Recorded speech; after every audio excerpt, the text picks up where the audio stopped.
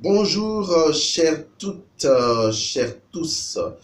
Je vous remercie de suivre cette nouvelle saga sur l'histoire de Dahomey.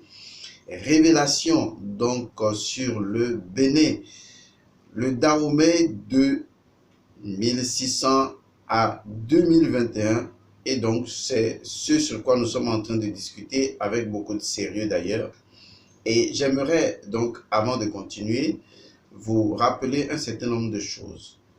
La première chose, c'est diffuser de façon maximale ces vidéos. Non pas pour moi, mais pour le Bénin.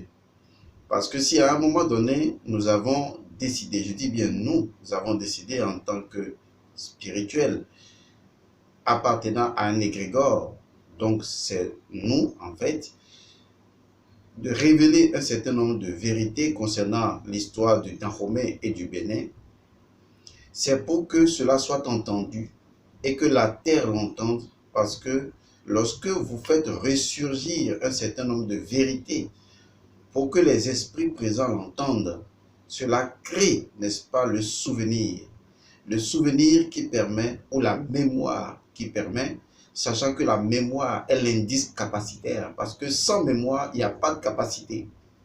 Donc la mémoire est l'indice capacitaire, le principe manasique venant de imana, ce qui est caché, ou le mana tout simplement, le principe capacitaire.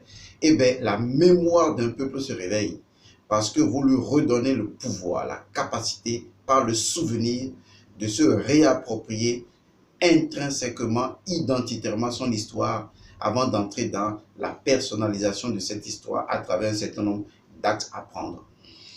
Et donc, nous sommes sur l'autre histoire du Dahomey, l'histoire qui n'est pas contée, l'histoire qui est faite de magie, l'histoire qui est faite de mythologie et de pouvoir occulte, l'histoire que vous devez comprendre, que vous devez connaître. Et si vous ne les connaissez pas, vous ne pouvez pas, disons, cerner et concerner toute l'histoire historique, parce qu'il y aura toujours quelque chose derrière l'histoire historique que vous ne saisissez pas.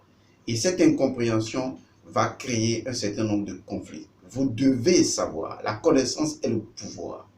Le pouvoir qui vous permet de récupérer votre indice capacitaire et d'agir conformément à votre force intérieure. Car c'est la mémoire historique qui réveille les forces d'un peuple et qui permettent à un peuple de pouvoir aller de l'avant. Je ferai une émission sur l'indice capacitaire, sur la mémoire d'un peuple, sur le mana d'un peuple, ce que ça représente et quel est le pouvoir qui peut s'en dégager. Et ça, c'est purement métaphysique africaine ou tout simplement la métaphysique ou l'hermétisme. L'autre chose que j'aimerais donc préciser également, c'est tout simplement le fait que non seulement vous diffusez ces vidéos de façon maximale, vous faites du bien au pays, nous révélons des choses qui vont réintégrer la mémoire d'un peuple, mais s'il vous plaît, ne falsifiez pas le contenu de ces vidéos. Si vous ne comprenez pas, dites vous ne comprenez pas. Vous demandez, je vous explique, mais ne les falsifiez pas. Et ne vous appropriez pas, disons, des connaissances des autres. Ne faites pas de ces vidéos des choses qui vous appartiennent, car les connaissances possèdent un esprit qui les accompagne. Et l'esprit qui les a découvertes, l'esprit qui les a fait connaître, se trouve imprégné dans chaque mot, dans chaque connaissance, dans chaque vérité dévoilée. Et vous devez restaurer à l'identité spirituelle de celui qui a révélé ces vérités-là, sa mémoire. Et donc, quand vous allez parler de ces vérités, prenez soin de conduire les gens vers ces vidéos. Ne vous en appropriez pas comme si c'était pour vous. Faites-le et vous verrez que votre esprit ne sera pas entaché, que votre esprit sera innocent, que votre esprit pourra progresser. Autrement, vous allez vous créer des blocages. Ce sont autant de choses, autant de vols spirituels que certaines personnes se permettent de faire qui, par la suite, compliquent leur existence, compliquent leurs problèmes. C'est pourquoi il est dit, tu ne voleras pas. C'est sur tous les plans. Nous avons fait ces recherches par nous-mêmes. Nous sommes remontés dans l'Akasha. Nous sommes remontés dans l'autre histoire, dans des fosses, pour comprendre quelles étaient les forces derrière les forces. Lorsqu'on parle des forces vives de la nation, oui, c'est un fait. Mais quelles étaient ces forces-là? Quelles étaient ces forces au départ? Pourquoi nous sommes ce que nous sommes aujourd'hui en tant que Béninois? Puisque je suis également Béninois. Et je vous le dis d'une certaine manière, pour ceux qui en doutent, je suis Togolais et je suis également Béninois. On ne va pas faire cette apologie pour le moment, c'est juste pour vous faire sourire. Alors, pour cette vidéo, nous allons entrer dans une nouvelle phase. Une phase qui va nous ramener après à ce qu'on avait, disons, on avait entamé et qui concernait justement la raison pour laquelle le champ de force tellurique avait à l'époque, selon les connaissances des ancêtres de l'époque, avait besoin de sacrifices humains. Je l'ai expliqué, je ne suis pas allé en profondeur pour ne pas révéler certains secrets que certaines personnes pseudo-gourous pourraient utiliser au fin de rechercher des choses bizarres. Voilà. Mais je vais y revenir parce que j'aurai besoin de ce pan de l'histoire pour reconstruire, pour reboucher d'autres éléments. Et pour les personnes qui n'ont pas suivi toutes les vidéos, retenez qu'il y a une vidéo d'introduction avant l'épisode numéro 1. Il y a une vidéo d'introduction. Ensuite, il y a l'épisode numéro 1, 2 et 3. Et nous sommes à la 4e version. Alors, entrons dans le vif du sujet. Et donc, métaphoriquement, réellement ou spirituellement, puisque c'est ce qui a été fait, le royaume de Dahomey, n'est-ce pas, a commencé ou aurait commencé dans les années 1600. Et donc, à partir de 1600, avec Gaï Rezou, on commence alors à entrer dans l'histoire de Dahomey, ou si vous voulez, ce qui va être Dahomey dans sa force. Retenez quelque chose de très important. Vous allez remarquer que de 1600 jusqu'en 1960, nous avons passé un cycle complet. Un cycle complet de 30 ans. Ce qui veut dire en clair que lorsque vous prenez 360 ans, de 1600 à 1960, et que vous divisez cela par un cycle rotatoire de 12 ans, vous obtenez naturellement 30 ans. Ce qui veut dire que on peut dire que dans un cycle de 360 ans, on peut avoir naturellement l'indice de 30 ans qui évolue sur 12. Mais ce que vous devez également savoir, dans le mystère d'Osiris, vous remarquerez que le corps d'Osiris a été découpé en 14 morceaux. Et en fait, on a retrouvé 13 morceaux, mais que le 14e morceau a disparu et donc mangé par un poisson, transformé avec le figuier, l'initié, etc. Ce sont des métaphores, des mythes qui ont un fondement purement spirituel. Et donc, le réel cycle, généralement, c'est le cycle de 14 ans. Vous le retrouvez avec Jésus, qui a eu 13 disciples, y compris lui-même, le 14e, et vous le verrez dans beaucoup de choses. Et donc, à partir du moment où vous allez prendre, par exemple, le cycle de 360 ans, et que vous allez le diviser par 14, vous allez vous retrouver à moins de 30 ans. Et quand vous allez vous retrouver à moins de 30 ans, vous vous retrouvez alors dans une période que nous qualifions d'une période de 25 ans. Je vous expliquerai tout ça. Donc, retenez simplement qu'il y a des périodes de 12 ans et des périodes de 25 ans et également des périodes inférieures à 25 ans. Je vous explique ça de façon péremptoire de cette manière-là. Ça, c'est le premier élément. Deuxième élément à retenir pour comprendre ce qui va suivre, c'est que généralement, lorsque nous parlons de ces cycles-là, il y a une période de début de cycle, il y a une période de, bon, disons, ce qu'on pourrait appeler d'élévation ou de gloire de ce cycle-là, et il y a une période de chute. Alors, le royaume de Dahomey est dit avoir commencé en 1600. Il faut donc définir, dans un cycle de 360 années, il faut définir naturellement une première période de 60 ans et une dernière période de 60 ans. C'est pourquoi vous allez remarquer qu'à partir de 1900 à 1960, ou même à partir de 1904, ou ce que vous voulez, jusqu'à 1960, en tout cas une période finissante de 30 ans, c'est ce qu'on appelle la période de fin de cycle et de transformation. Parce que c'est à cette période qu'un cycle finit, mais c'est également, disons, une période qui annonce la venue d'un autre cycle. Et donc, au départ, nous aurons donc une période de cycle au début de 60 ans qui, en fait, montre que nous sommes dans la période de prémisse, d'accord, ou de la promesse du royaume qui est en train de naître. Après 60 ans, il y aura une période fulgurante où le royaume va connaître donc un succès, sa gloire, que nous allons appeler carrément la période de règne ou de gloire.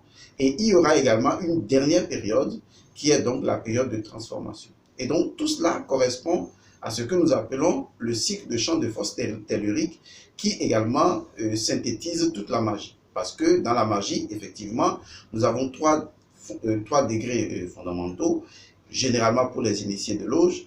Il y a donc l'apprenti, d'accord, il y a le magicien et il y a ensuite le mage. Ce sont des niveaux.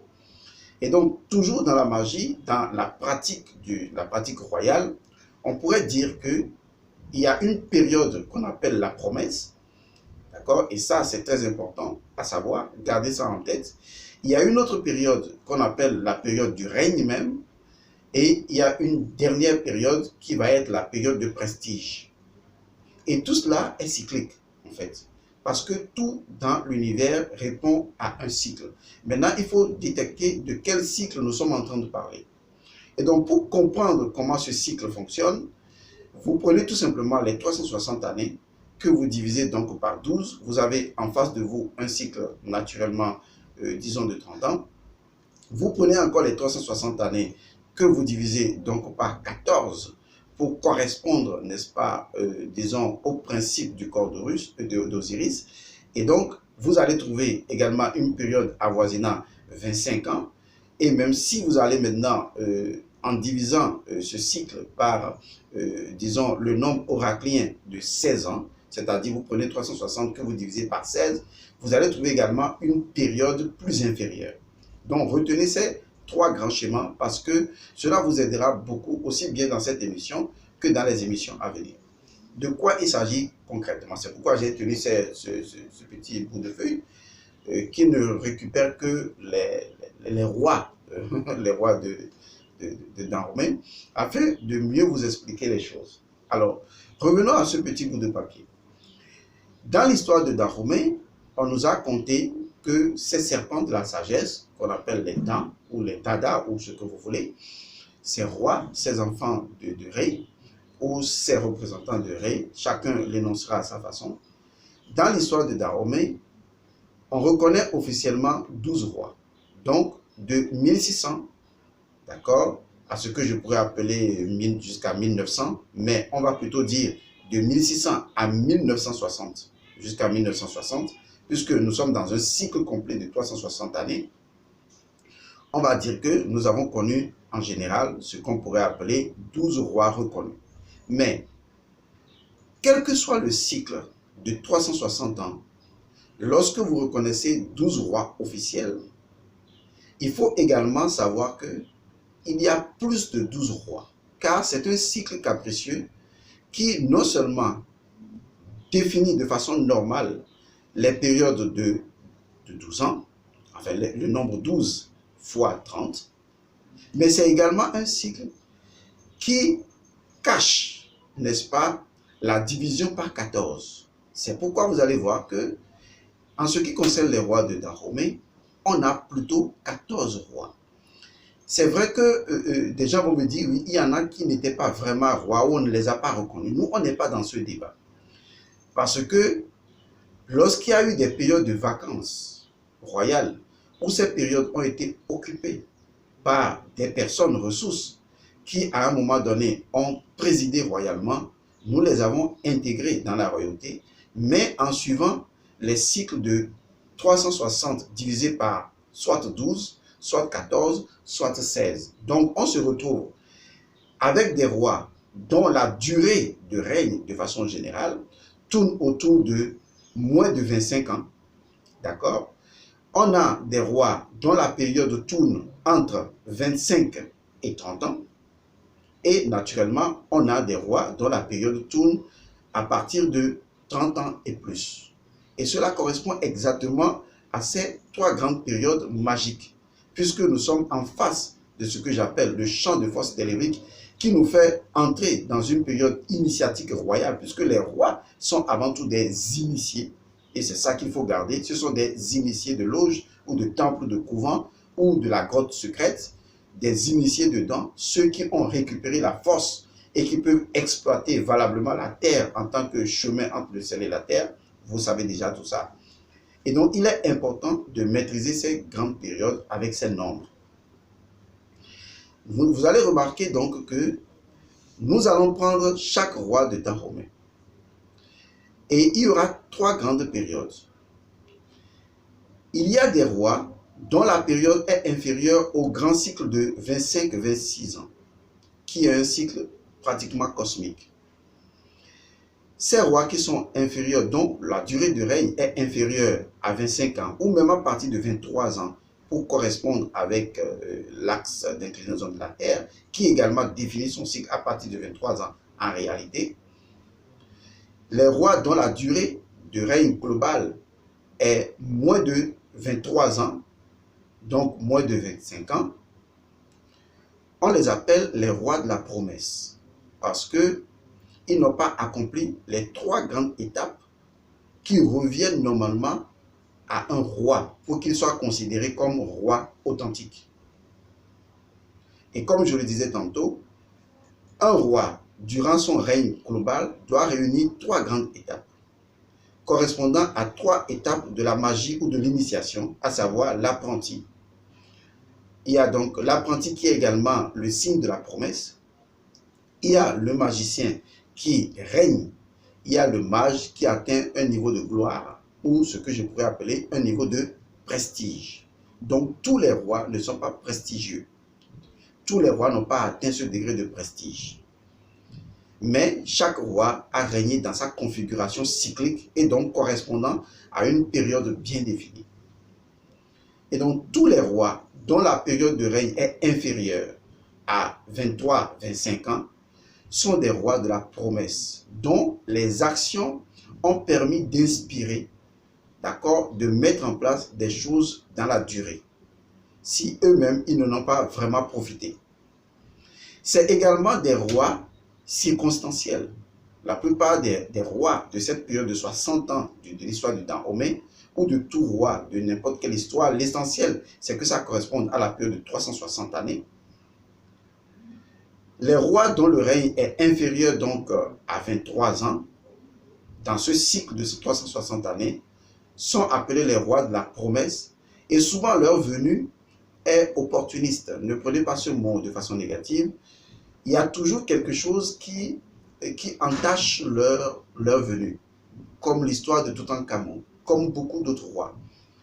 Soit c'est des rois qui regroupent souvent la légitimité et l'illégitimité, ou des rois qui ont forcé le passage.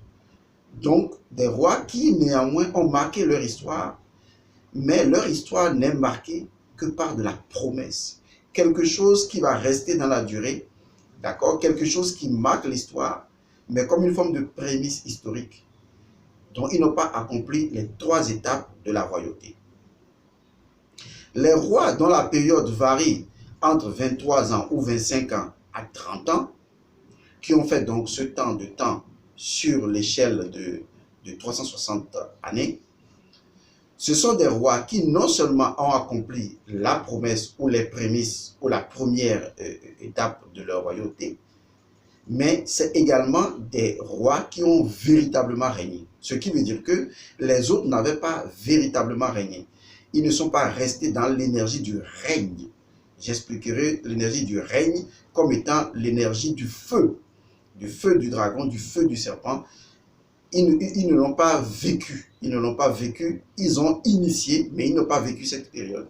Parce qu'on dit de quelqu'un qu'il a régné sur le plan métaphysique, parce qu'il a été l'élément transformationnel du feu du feu du dragon ou du feu du serpent pour pouvoir l'incarner dans la troisième période qui sera la période de prestige.